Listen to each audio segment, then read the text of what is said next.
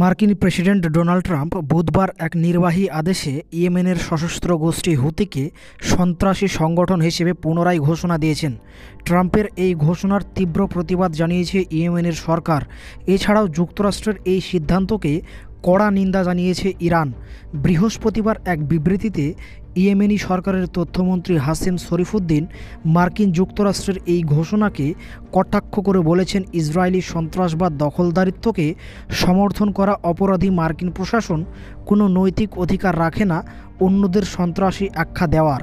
তথ্যমন্ত্রী হাসেম শরীফুদ্দিন আরও বলেন, এটি নতুন কিছু নয়।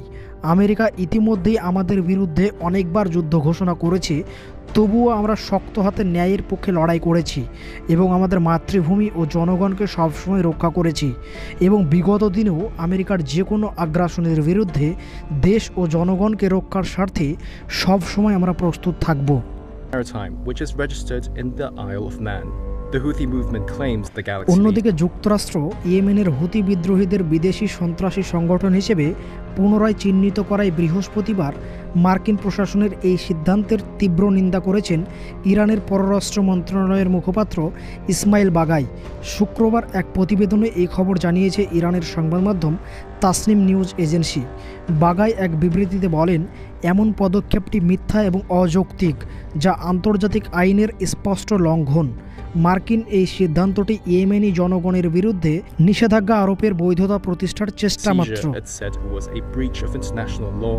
তিনি আরও বলেন, ইয়েমেনের জনগণ ইসরায়েলি দখলদারিত্বের বিরুদ্ধে ফিলিস্তিনিদের প্রতি তাদের ঐতিহাসিক সংহতির প্রতি শ্রদ্ধা জানিয়েছে।